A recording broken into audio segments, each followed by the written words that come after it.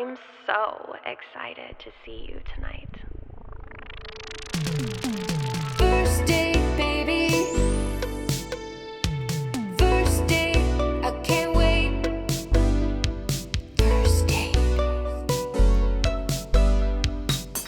Hello, everybody, and welcome back to another epic first date. My guest today is back for his second date. You can catch him on Patreon or on tour at Ellis Mate. Give it up for Jason Ellis. Yeah. I'm so glad to have you back. It's great to be back. I'm very excited to talk to you. You had a human come out of your vagina since the last time I saw you. No, he did not come out of my vagina. Well, same difference, near the region. It's... I've seen both. I've made both. First one came out like gutted like a shark. Yeah? And I thought my wife at the time was dying. I was very concerned for her safety because I never seen, like that. The baby came out and I was like, it's my baby. And then I was like, oh, that is a huge hole. Huge hole. Is she okay? Yikes. And they were like, calm down. And I'm like, I will not calm down. And then, yeah, the second one, because I make huge babies. Yeah, pretty cool. That's what How much do they weigh? 10-pound babies. Each? I was 11. I'm a beast. They had 90. You were 11 pounds? Yeah, my mom used to, when she was mad at me, she would pull her top up and show me her stomach. This is what you did. And I remember because it was like, I was like, oh, because I thought it looked like a shark attacked her. Wow. Yeah, I destroyed her. The doctor said I was a lazy baby. 11 pounds, 90% head size or whatever it is. Were you breastfed? Do you know? Yeah, I suck titties for sure. What? I didn't know if you knew if you were formula Still do. fed or Yeah, breastfed. never stopped. I was formula fed. Formula fed. Yeah. You seem pretty like stocky for a formula. I'm stocky? Oh, can't. Oh, God. Don't reverse woman me. I'm not going to go for it, all right? I've had 3 divorces. I've been down this road. You're hot. Shut up. Thank you. Yeah, there you go. You know who else is hot? Your girlfriend. Yeah, I'm pretty pumped about that. She's super pretty. Yeah, she's young, and I'm not rich, so people think that I am. Yeah. It's cool. People are Whenever like, you she's- walked in, I was like, Jason. And then she like popped out from the side, and I'm like, wow. Yeah. How'd you get that? Her. Not well- that. Her. I'm sorry. How'd you get that piece of ass? She slid into my DMs after a comedy show. Oh my God. Yeah, right? You must have been really funny. That's how funny I am these days. Yeah, I've really flipped it. Wow. And I'm sober, and she's sober. So that's kind of, because I can't go out with somebody that isn't. So that Really? Is it hard? I tried. Yeah, I really tried. Yeah. I've done everything like really badly, like so many times, because that's how I learn, the Yeah. hard way. And I've done everything so bad, and I've tried everything. I've tried everything. So I really know. I didn't have to read it. I know that I cannot go out with you if you're not sober and kind of in the program. It's kind of like, because everyone has all kinds of addictions. It doesn't have to be drugs and alcohol. It can be food, can be social media, can be like talking to people, buying stuff. Like, if you run, I'm not mad at you. I'm just not interested in hanging out with you. Yeah. Do you have any addictions whatsoever? Yeah, I mean, like- tattoos. Yeah, but that's diet. I don't have any room left. I got like 3 spots left, and then it's 1 tattoo. Yeah, but so I don't really have time for that anymore. I'm more like fitness, comedy, my horse. That's really I'm in 2 relationships. I got a girlfriend and I got a horse. I don't really care about anybody else. Okay. I don't have time for any of this other shit. Everybody's full of shit. I love my horse. That's all I do is hang out with my horse. I talk to him all day. He talks to me. And my girlfriend and I are best friends. And we don't fight. She calms me down. I never dated anybody. I'm 53. I never dated anybody ever in my life that calmed me. How does she calm you down? Because she doesn't freak out about stuff. Like if something happens, she's like, we'll figure it out. And I'm like, yeah, I guess that could work. And it's just her presence. There's no real alarms going off ever. It's like a crazy... I swear, sometimes when I think about it, it makes me emotional, like in a happy way, because it's just like all my life I've had like... It's been tough, I've always struggled and had like violence and aggression and tempers and drama and trauma and all this stuff. And now it's just like... Do you want to eat? And it's like, yep. Like, did you know this fell apart? And it's like, we'll fix it. And it's like, oh yeah, we could. okay. And How now long it's have y'all been together? Only like 6 months. Hey, that's not nothing. Yeah, she moved in. I ain't playing. No games. I'm in. That's it. I know. It's in my soul. Where do y'all live? We live in Encino. California. Yeah, in the valley. Okay. Yeah. I live 20 minutes from my horse and 20 minutes from the comedy store. I'm right in the middle of where I want to be. Okay. Yeah. Where does your horse live? It's not entirely my horse because I don't have any money, so it's my rich friend's horse. But I hang out with the horse more than her because she's a bigger, more successful comedian. You might have heard of her. Her name's Whitney Cumming. I was gonna say, I'm like, this is really leaning towards Whitney Cumming. Yeah, so she has been such a big help. She's such a good friend to me. And when I had a girlfriend last year who got me into horses, so I'm very grateful for meeting her too. But when we broke up, I was no longer allowed to see that horse, and I told Whitney, and Whitney was like, "Come meet my horse." And I was like, okay. And then me and him just hit it off. And she was like, you guys are friends. Like, you can come see him whenever you want. And I lost a friend recently. Like, my best friend passed away. So I just started going there every day. And she was like, you can sleep there if you want. And I was like, really? And then I don't read. I started reading books about horses and learning stuff. So you're really falling in love with horses. Yeah. Yeah, I hang out there. It's like if I'm on the road, I can't go. But when I'm home, I just go see him every morning. Yeah. And hang out with him. Ride him bareback. Really? Yeah. I Oh, make him. that's He cute. does horse wheelies for me. And burnouts. Wow. Yeah. It's like a car. Is he like a car friend? I love cars, but they don't talk. You know what I mean? They're soulless. Yeah. Horses are different. Horses have taught me how to treat people. Like if you suck, I know you suck before you talk. If you're trying to get something from me, I know it before you say it. Really? Because horses they can't talk. You've got a good intuition then. Because I read people like I read horses. That's why all horses are my friends. Because they know I'm okay. Well, I've got some follow-up questions for you. Let's follow it up. So the last time you were on my show, Yeah, I got brain damage, so I don't remember what happened. how'd you get brain damage? I got punched in the head and kicked in the head, and I crashed my cars a lot. I raced cars, and Wait, when? and fighting all my whole life. I've been knocked out. Oh, you're saying You that forgot. you've got brain damage in general. Yeah, like CTE or whatever it is, for sure. I mean, they got to study my brain when I die, but I mean, I'm basically a doctor. I'm a doctor or when a it. permanent patient. I'm a doctor when it comes to brain damage, broken bones, torn ligaments, and like fractures, dislocations, all that stuff. Because I've had so many of them. I've never been wrong. Every time I go, oh man, I tore my meniscus, and they to get an MRI, and the doctor goes, you tore your meniscus. I'm like, duh. I'm a doctor, you dumbass. You know? Because you know. I do. Well, What did I say? you said a lot, but you also brought me donuts instead of roses. And do you remember doing that? I do. You Because brought that's me- my favorite thing. Oh. I love donuts. They make me so happy. Today I had a bag. I went to the beach over the weekend Yeah. and I had this bag of popcorn, but it was like You brought a bag of popcorn hold to the on. beach? Wait. It was like muddy popcorn. It has like the chocolate and the sea salt on it. Okay. Yeah. What do they call that? I don't know what they call that. Fun. Yes. Yeah. Well, it was in the back of my car and I forgot that it was in the back of my car. So it was like this big melted ball of goodness. Okay. Wait, so you just stuck your muddy hand in there? Stuck my hand in it and I started eating it. And then it was so good that I had to throw it away. Hashtag mum life.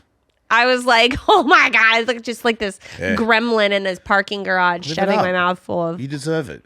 But it reminded me when you were coming on my podcast, I was like, oh my gosh, Jason brought me donuts last time too. See, now I feel bad Why? because I didn't bring you anything. Oh, it's okay. You wooed me on the first date and now we're here. Nice. So we're on our second date. Okay. So you also said that you like gangster bitches. Yeah, not anymore. I was going to say your girlfriend Wow. is not a gangster bitch. Yeah, because I made all these mistakes going out with people. I was into I like ghetto chicks, tattoo. Like if you have face Yeah. tattoos, too many tattoos, I'm super into it because I was into like porn people and like evil people because I liked evil. So I don't like evil anymore. I stopped. What's so funny about not liking evil anymore? We're proud of you. Thank you. Somebody should thank me for it because It's not good. No, it's not I was good. addicted to bone. I wanted to come on everybody all the time. Like, it was super hard for me not to want to come on everybody. I was like, I never wanted to bum out anybody just in case there was a chance later on down the road that they wanted me to come on them. So I was always like taking hits from people where I was like, maybe we'll patch it up later and I'll come on you. You know, so I had to like play it safe. Now I just keep it real because I don't need anybody anymore. I need one person. I don't even jerk off anymore. We don't need to if you have a girlfriend that looks like that. Sometimes I jerk off. Like she was gone for like 4 days, and I went to jerk off, and I just gave up because I was like, well, "What am I doing? I don't need to do it." Because I used to like jizz on stuff to run. Because if I do stuff like that, then I'm out of my head. But I like being in my head now, so I don't run from anything, and I don't like find those people attractive. I don't want to have sex with random people anymore because I don't need to run. I don't do drugs. I don't have sex with people. I don't run. I stay in my own head. If things are bad, I just deal with it because of all the work I've put in. Which is the thing I have to say. Don't DM me anymore, everybody. Gay guys, tattooed girls, all the hoes. No offense, good for you, but I'm out. Stop doing it. Everyone's always trying to like hit on me. Oh, I like you. I'm a tattooed girl. And I'm like, ew, gross. No offense, but ew. Like, ew, tattoo girls, gay guy, trans people. I don't care what you want to do. You transphobe. Okay, but because last time you said that you were 99% straight emotionally, sober, and that you only attract crazies. Now, because that's the other, because I kept working. So it's like baby steps. You get to the point where you're like, okay, I definitely don't want to do any gay stuff. Ew. I know that's going to sound weird, but I don't care. I was a part of the community. I don't care what you think. You hate me. Good. But then it went to just hoes, like tattoo hoe looking girls. And I was like, that's not, like, you're damaged. I'm damaged, but I've fixed myself. So I'm like pretty happy and I don't need to do weird stuff in the bedroom. And I don't need to, like, it doesn't have to be creepy for me anymore. I don't have to, because you do too many jizzes and then you get like bored. So you got to like do weird jizz stuff where it's like I'm having sex with somebody. I was like, somebody else come in here and chug me, and you over there say something weird, and somebody poke me in the butt. You know what I mean? Like, there's all these things where you got to add on or give me a joint while I'm doing this. Now I don't do any of it. I just like make love, which makes me gayer than I've ever been in my entire life. I just realized. You just made a whole full. I haven't even said anything, So we've gone full circle. That. Because last time we talked about letting go of the experience of butthole pleasures. Yeah, I'm glad I did it, but I don't need to do it anymore. Okay, so we're totally past it. Yeah. We're into the new girl. Yeah, big time. And I'm monogamous and I'm very happy with it, and I don't have this urge. Like my accent, I still talk like I'm from Australia, but I'm not. And it's the same as like when I do stand up, a lot of times if there's like an overly tattooed girl in the front, I'll be like, yeah, what's up? And then I'll be like, why? Like if she does agree to it, you don't want to do it. It's just like old instincts that like see those girls. And Old go, instincts die hard. Guys, you've probably heard of Viagra or Cialis. Maybe even tried them. But if you want something beyond the usual pill, meet Rougiette Ready. Unlike others, Rougiette Ready is a next-gen prescription treatment that boosts arousal in the brain and increases blood flow. If the usual pills aren't working, Rougiette Ready could be your answer. Its 3-in-1 formula dissolves under your tongue for fast absorption, ready in about 15 minutes with effects lasting up to 36 hours. That means confidence and control when it counts. Over 150,000 men have switched. Check out their reviews on the site. Getting started is easy. Rougiette connects you with a board-certified doctor online, and if prescribed, ships to your door fast. Go to rougiette.com/date and use code DATE for 15% off today. That's RUGIET.com/date. Promo code DATE. Use the code to support the show and let Rougiette know we sent you. Individual results may vary with prescription treatment. Compounded drugs are permitted to be prescribed under federal law, but are not FDA approved and do not undergo FDA safety, effectiveness, or manufacturing review. Please visit the Rougiette website for full safety information. When it comes to grocery shopping and meal planning, I struggle to eat healthy and find the time to cook. That all changed with Hungry Root. It's the easiest way to eat healthy. Hungry Root acts like your personal shopper and nutritionalist, handling weekly grocery shopping with meals tailored to your tastes and health goals. They make eating healthy easy with options like gluten-free, dairy-free, or high protein, and most recipes take 15 minutes or less. They also offer healthy groceries, smoothies, kids' snacks, ready meals, and supplements, with no artificial ingredients or hormones. With back-to-school routines, Hungry Root's quick meals and kids' snacks makes busy nights so much easier. Hungry Root is awesome because it's so easy to cook everything in one night, and it kind of makes cooking on your own without Hungry Root a little worse. You're going to love Hungry Root as much as I do. Take advantage of this exclusive offer. For a limited time, get 40% off your first box, plus get a free item in every box for life. Go to hungryroot.com/date and use code DATE. That's hungryroot.com/date. Code DATE to get 40% off your first box and a free item of your choice for life. hungryroot.com/date. Code DATE. But it sounds like you're really coming, like, from the last time that I had a date with you to now. Yeah.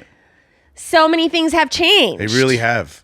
It's kind of, I don't know myself. Sometimes I'm like, that's why I'm talking like this, because this is a chance to get it out there, because it really is annoying on social media. I'm very hot to certain people. I know not to everybody, but I'm sexy to a lot of people, weird people. And most of these people are very forward. And it's just like, oh, have you seen this? And I'm like, I don't want to see it. Stop showing me. I don't care about your boobs. I don't care how many tattoos you got. I don't care what thing you're into. I'm not into it. So stop. So that's kind of like, stop. Get off me. Gingers do have souls. And we're black. Black chicks dig me too. But stop. Have you seen the Gingers Do Have Souls YouTube video? Of course. That's what this reminds me of. Yeah, I'm very soulful. I'm like James Brown, which is, we're both black. Okay. We're just going to skip right past that. And we're going to talk about the airport sex game. Do you still play the airport sex game? Nah. You don't try to find the second hottest person? Why would I? I don't want to have sex with them. All right. Well, we're breezing right through these follow-up questions. I'm pretty happy about being at the airport. Which is also something I've never said in my life. I'm like always grateful for stuff now. It's kind of wild. Okay. Yeah. All right. I have two more then. Yeah. Let's see here. So we're not trying to find the second most fuckable person while waiting in line. No. You seem still like an open book. Yeah. Okay. You had this like I am, but I'm not, referring to being a pro skater. Oh, I am a pro skater again. Legit. Okay, I don't know what's so funny about that. I'm on the boonies. Boonie skateboards represent. Ellis is pro. I'm pro. My pro model's coming out soon. You're serious? Deadly serious. They need content. I need 3 videos a week. I skate all the time. What's the hardest thing you can do on a skateboard? Everything. I'm 53. It's very difficult. Everything I do is terrifying. Okay. But it's so exciting somebody's paying me to skateboard again. So it's kind of revitalized because usually if I go skate, I'm taking away time from work. And I'm like, I'm going to go have fun on my skateboard with my friends. But now I have to go because it's my job. Yeah. Yeah. It's like comedy. But, because I love comedy. I want to do stand-up all the time. But it's also my job. And it's like this, it feels good because it's like, you're a professional. Yeah. And now I'm a professional skateboarder. And it's fair because I'm not as good as I was. But neither is Tony Hawk. He's old. He's not that good.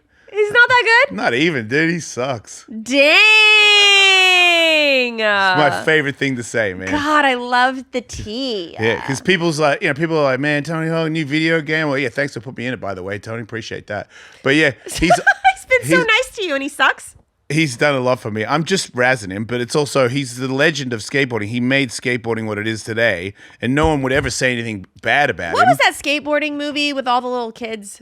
Dogtown? Z-Boys? Or the one where they got AIDS? I don't think they got AIDS in this one. This was There's like one the in Disney San Francisco version. where somebody gave somebody AIDS. That was not the It ultimate. was the Boys of Dogtown, right? That's the old one. That was like before Tony's time. Oh. Yeah, that was Tony Elva. Oh, okay. Yeah. But Tony's like a legend, so you would never say anything bad about him. But he sucks. He's terrible. See, it's so much fun. People are like, whoa, did you say that? Like, I don't think he'll watch. Like, if you make this a clip, then he might see it. So you suck, dude. You're super old. You're kind of washed up. You can't say it with a smile. He knows you're joking. Between you and me, Tony Hawk is one of the worst skateboarders I've ever seen.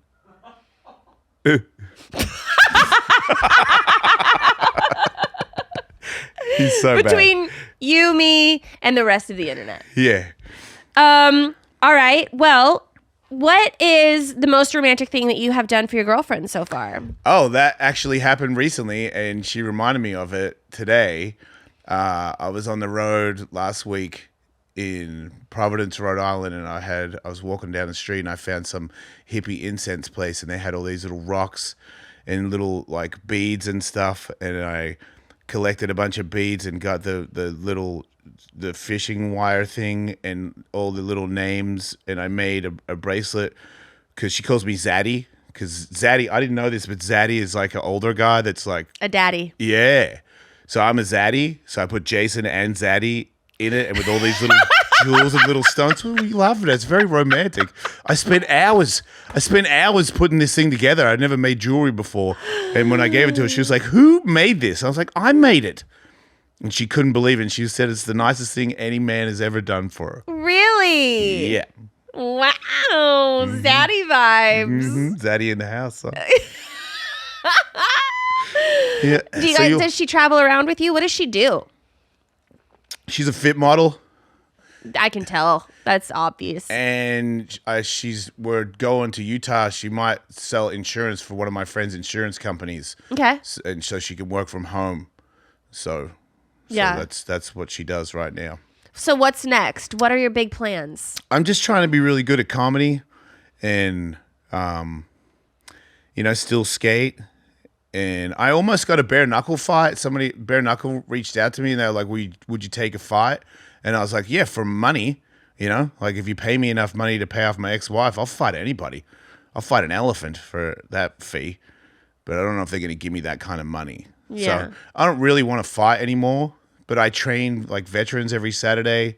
So I teach boxing now and I do skateboard lessons for kids and stuff. And people, wow. Yeah, so it doesn't pay as much as like what it did when I was like a radio dickhead or whatever, but it's just more fulfilling. I just try to help people with what I have to offer, and it's fighting, skateboarding, and like sobriety and stuff like that. Like I know what not to do, that's for sure. Yeah. So like when people ask, I changed my podcast now where it's just called Ellis 2.0 now, where I just talk about like mental health and what it takes to get back on the other side. If you're in a hole, how to get out of it. Because I was in the dark, like really dark, and I dug myself out of it. It was really hard to do, but I did it. And now I'm kind of a person that talks about that. And a lot of people message me and ask how to do it. And I offer my advice because, like I said, I know how not to do it. And I did get myself out of a giant dark hole. Like I really was going to end it at one point. And now I've never been happier. I'm going out with somebody who's like calm and sweet and really nice. And I never dated anybody like that before because I attracted her because that's how I am now. Like I'm sweet and nice and a good person. And before it was just evil people that wanted to finger me. That's not funny. It's a bit sad. It is. But it's okay now because I'm out. I really am. I'm very. What is like the number one biggest piece of advice that you can give about getting yourself out of a dark hole? Oh, to not give up, because that's the thing. Like we break, it gets so heavy that we just give up. And then we use stuff to run from the problem. And then we wake up the next day and it starts all over again. So to me, the advice is to not run, like it's very scary. It's like I do this in my set sometimes, but I saw it somewhere where if you get dropped into a cave really deep, and it's really dark to the point where you can't see your own hand in front of your face, you get scared. Like everybody would. If you can't see your hand right here, you would get scared. You start to imagine there's things out there that don't exist.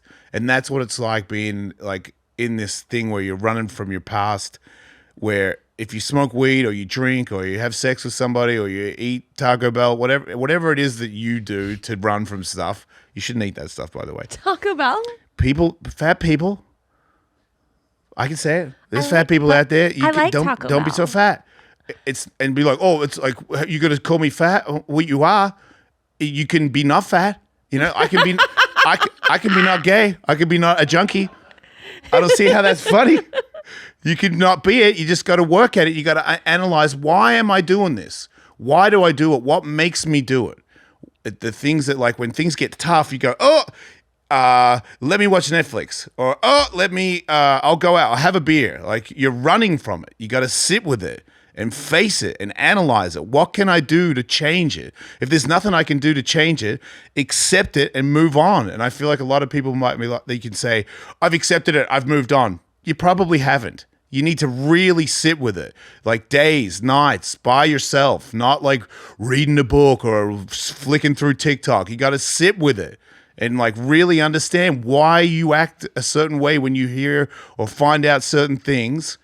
And you make those adjustments, and you have to work on it every day. You don't go, I'm fixed, let's go out. Like, you gotta, it's every morning I wake up, I pray, I do a grateful list. Like, I do things that are positive for myself. I eat right.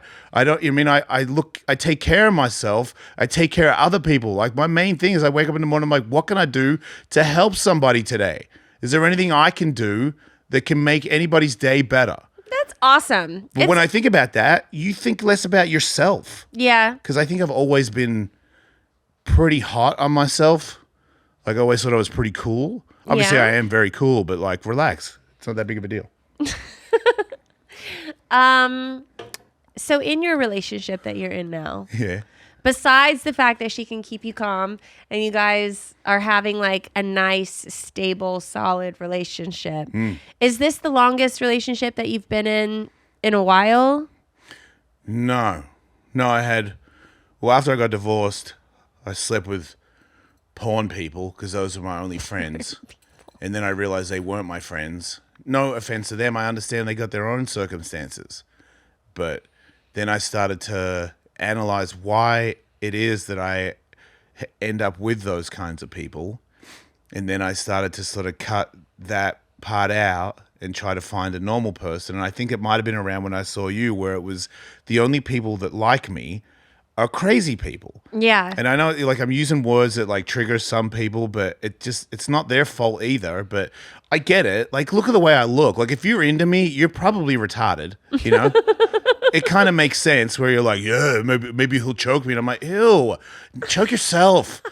Go to the gym and learn jujitsu if you want to get choked. I'm not doing it.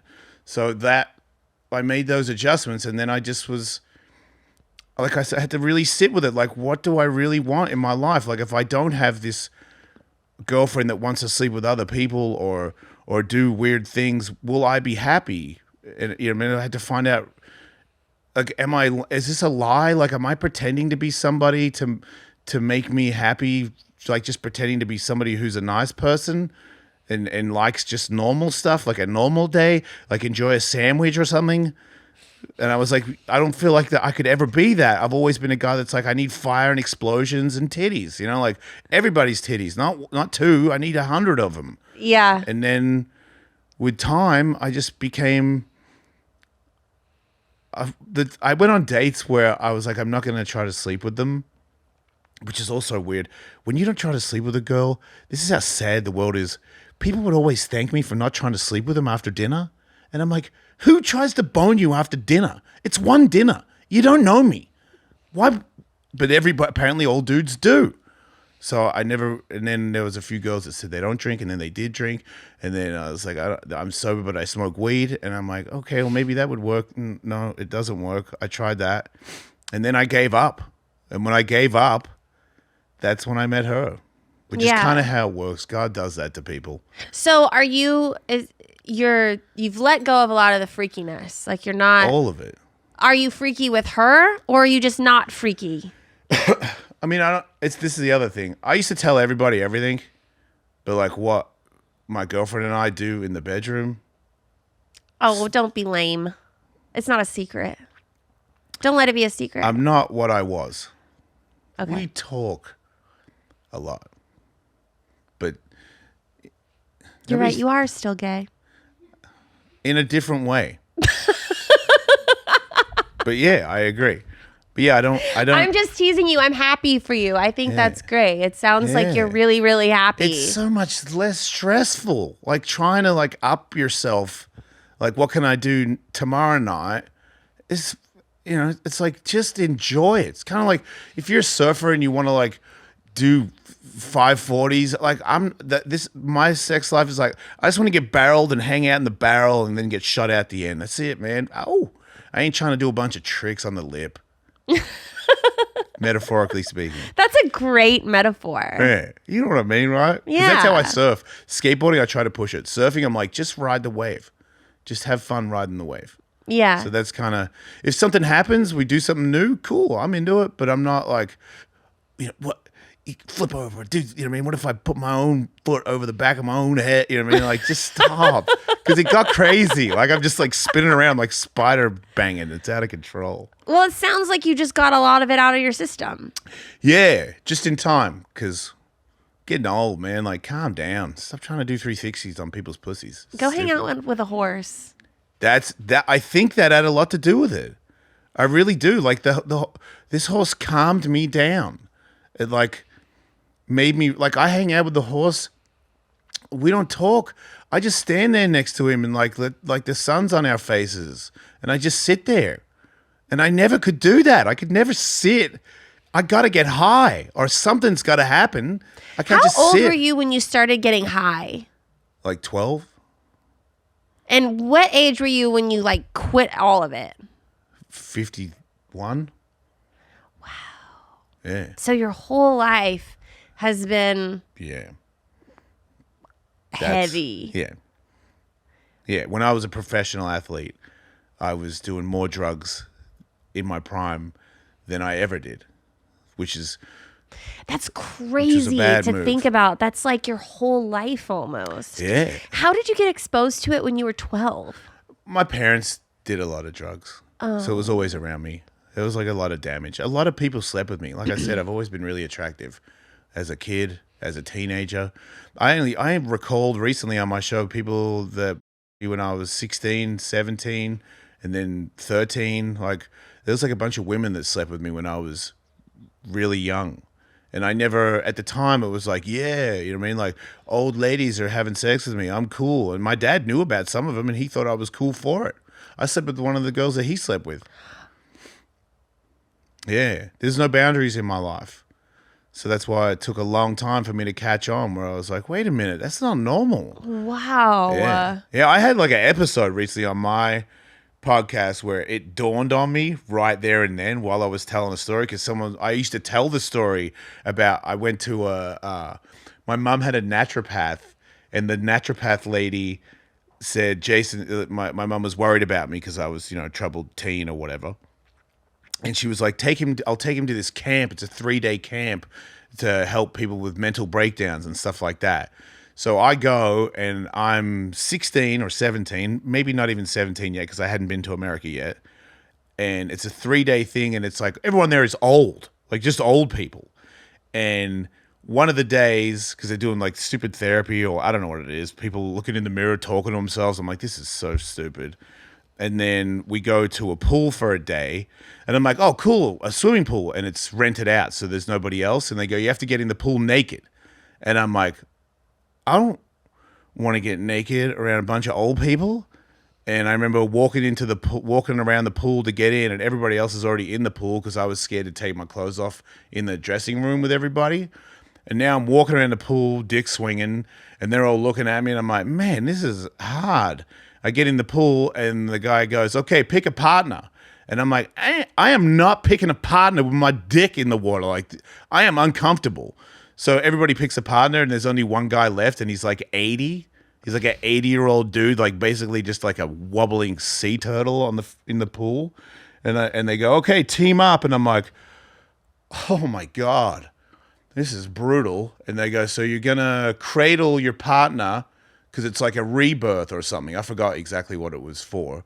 But all I know is at one point I have an 80-year-old man in my arms and I'm swaying him back and forth in the water. I can feel his old skin touching me and shit. I was so grossed out. And then switch, and now he's cradling me. I don't even know how he held me up. And I'm like, they're like, this is like a rebirth. And I'm like, I'm dying right now. There's no rebirth in this. I am very uncomfortable. It ends, and then the naturopath lady, because this is in the 80s, so she comes up to me while I'm in the corner up against the wall, like standing there by myself, just like, can this please end? And she comes up to me and starts talking to me, and it's in that she had a real hairy beef, so her bush was touching my wiener, and I was like, does she know her bush is touching my wiener? But I'm like, probably not, because I don't get it. And I'm like, that's weird, that's awkward. And then next day, she's like, so your mum was going to pick you up, but we live down the road from each other, so I'll drive you home. And I was like, okay, like dumbass, I don't know. She starts driving me home, and then she pulls off the freeway and has sex with me. And I'm underage, for sure. I think at the time, because I've already had sex with not several, but 3 to 4 other adults in my teens. And also when I was a little kid, people did stuff to me. So I don't understand boundaries. This is so hardcore, dude. Yeah, well, look at me. Why do you think I look like this? Like I figured it out recently. I was like, well, duh, no wonder you look like a jerk off. You know what I mean? All the things you've done. But then it gets worse. I go back to the house. She drops me off. And then my mom tells me the next day, she goes, they want to see you at the naturopath place. And I'm like, why? Like, she wants to talk to you. I go in there. She's not there. It's her husband. And her husband brings me into an office, says he knows that I had sexual relations with her, and starts threatening me. And I, at the time, was like, yeah, I shouldn't have done that. But because I'm from where I come from, if you threaten me, we'll go. You know what I mean? Because that's how I was raised. So I picked up the phone. I was like, try it, dude. See what happens. And he was like, you don't need to go there. And I was like, like I said, dude, you threatened me. I'll fucking hit you in the face with this phone and we can fucking sort it out. Like I kind of snapped for a second. And then I tell my mom about the whole thing. And she goes, oh, man, she's terrible. That's it. I'll never see her again. That's the end of it. Never brought up again about anything. And that was her reaction. Yeah, and I told that story when I was on Sirius XM like I was cool. And then when I told it, now that I've worked on myself, I told it like 2 weeks ago. I think it's out now. And it choked me to the point where I was kind of tearing up on my own podcast because I was like, that happened. That's a thing. That's horrible. Right? I'm like, that's so wild. And I'm sure that you have so many stories like that. Yeah, and I forget them. That's like, because when things like that would happen, I would drink and do drugs and run from it and make it go away. You know, like I could make it go away like it didn't exist. And then I'd have this anger and depression that I'd walk around with where I'm like, I don't really understand. Like at one point I was a millionaire. I got everything I ever wanted. I'm like, but I'm not happy. And I don't understand why. And now I'm like, I know why, because you never got to the bottom of that. Like you were used, like people ran over you and abused you. And so you're getting your life back. I've never had my life. I've never been me. This is the first time I've been me my whole life. What I like, what I'm into, the people I hang out with. Now, that's what I am. And I've never been that. What is your favorite part about being you? I'm a good guy, and I know it when I look in the mirror. That's a great feeling. You can count on me. I'll be there, you know? Yeah. I'm a better father. I'm a way better boyfriend. Because that's the other thing. I hurt people I cared about. It's like you can have an excuse because of your childhood, but the fact still remains that I did hurt the people that I loved because I had all these damaged ideas. But you of were how hurt.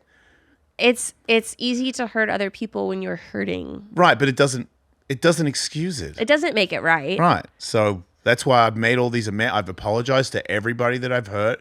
They've all forgiven me. And now it's like up to me to like keep going at what I'm doing and like trying to give back. Like if you're in my position, I can help you get out of it. Cause I like that story. It's not a good story, but I'm very happy. Like I laugh all the time. I've never been happier in my whole life. So you can get out of it. Yeah. It's just really hard work. And that's the thing I notice when people reach out to me. I'm like, well, here's what you do. And they're like, well, the thing with that is, and I'm like, that's your problem. Is when you go, well, I would, but I can't because of this one thing. And I'm like, there is no excuse. You can do it. Everybody can do it. It's just, or work. And I'm like, no, just you do it. You know, it's like going to the gym. Like, I want to go to the gym. I'm tired. Go. And that's it. That's the end of it. You just go. You just do it. You go to the meeting. You talk in front of people. You ask for a sponsor. You do all the things you're supposed to do. Are they fun? I don't want to go. I do speeches in front of people. I don't want to have a speech in front of a bunch of junkies, but I do it. And afterwards, I feel better. And when you get it back, it's like going to the gym and you see yourself getting bigger. You see the number on the plates go up. You know it's working. You know, when I skated all the time, I started doing skateboard tricks I'd never done before. How's that? Because I kept skating all the time. Same rules apply to everything. You've done such a huge 180. Yeah. Since That's I've skateboard seen terminology. you. I don't know if you know that. Yeah, I do. I did my one. Let's get my rad, one you know? trick. Yeah. Wow. Well, it's good to see you again, and it's good to see that you're happy and that you're yourself and that you're vibing. I mean, you sound and you look really, really good. Are you hitting on me? Because I'm not interested in no, I will not marry you. Okay. Wow. I'm glad that you came back on and like told Did me. that one shake you? I shouldn't have done it, huh? Sorry. It's okay. You'll never come back. I'm sorry. This was a great last episode. Oh, man.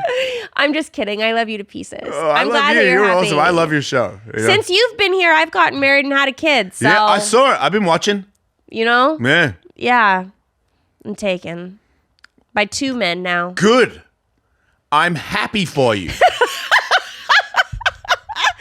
Well, where can people find you? At Wolfmate on Instagram, and I think it's Jason Ellis 103 on TikTok. I don't know.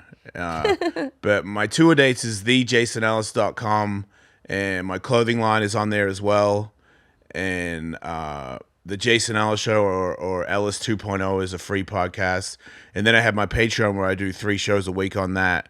And that's patreon.com/EllisMate. What kind of shows do you do? Like your podcast shows? Yeah, it's kind of similar. It's like the show that I used to have on Sirius XM. There's a lot of people that still want that show. Yeah. So I have a co-host, Michael Tully, and we do it's like the Sirius show, but it's a paid subscription, which is like Sirius. Yeah. It's a weird thing. People that But listen that to goes to you instead. So that's that great. one actually makes money. Yeah, you can find support through that. That's great. Yeah, the podcast doesn't do anything.